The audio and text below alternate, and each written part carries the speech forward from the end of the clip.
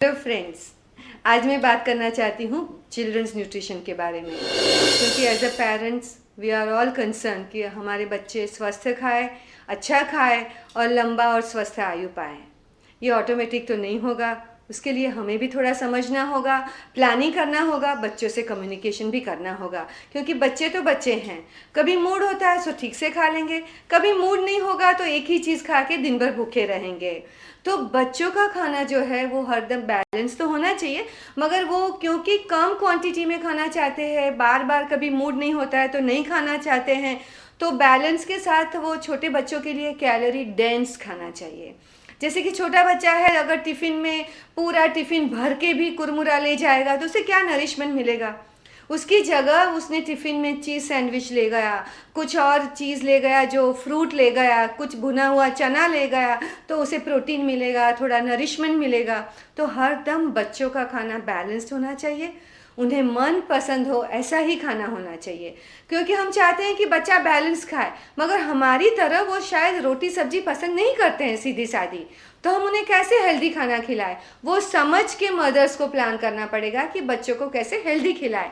अगर वो रोटी सब्जी नहीं चाहते हैं तो चीज़ सैंडविच और सूप ले सकते हैं।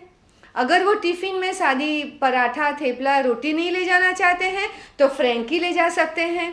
अगर जब वो घर वापस आते हैं तो कुछ पीने के लिए दूध ले सकते हैं, फ्लेवर्ड मिल्क ले सकते हैं, या तो फिर से चीज़ सैंडविच और फ्रूट जूस ले सकते हैं। मगर आप बच्चों को जब खाना देते हैं तो ये सब चीज़ों का ख्याल रखें कि उसमें कार्बोहाइड्रेट है, ताकि कुछ भी अनाज की चीज़ें हैं, चाहे ब्रेड है, चाहे रोटी है, चाहे इडली है, चाहे होल ग्रेन बिस्किट्स है, कुछ अच्छा क्वालिटी प्रोटीन हो, स्पेशली मिल्क प्रोटीन, क्योंकि children are growing, they need protein, they need calcium, they need phosphorus, they need vitamins. तो इसीलिए बच्चों को ज़्यादा दूध चाहिए। अगर दूध नहीं लेते हैं तो मिल्क प्रोडक्ट्स चाहिए। तो ये milk products can be given in the form of cheese spread, in the form of cheese, in the form of paneer, different way you can give them. मगर बच्चों को ज़्यादा प्रोटीन चाहिए और हेल्दी प्रोटीन चाहिए, इसके तरफ ज़रूर ध्यान दीजिए। बच्चे वैसे भी सब्जी खाने में, फल खाने में थोड़ी सी चोरी कर लेते हैं, और पेरेंट्स भी उनकी बातों में आ जाते हैं। अगर बच्चा कहता है कि नहीं मैं खाना नहीं खाऊंगा, खाली यही ले लेता हूँ, आइसक्रीम ही ले लेता हूँ, और हम लोग एग्री हो जाते हैं, तो ये अच्छी बात नहीं है। आप खाने के समय बच्चों को खाना दीजिए, उनको मनपसंद खाना दीजिए, मगर खाना ही दीजिए। फिर स्नैक के टाइम पे स्नैक दीजिए। टिफ़िन जब स्कूल में भर के देते हैं तो तभी भी हेल्दी खाना दीजिए। Don't give alternative which are not healthy, क्योंकि छोटे बच्चे को नहीं मालूम है कि आलू ज़्यादा अच्छा है या लौकी ज़्यादा अच्छी है या पालक ज़्यादा अच्छा है।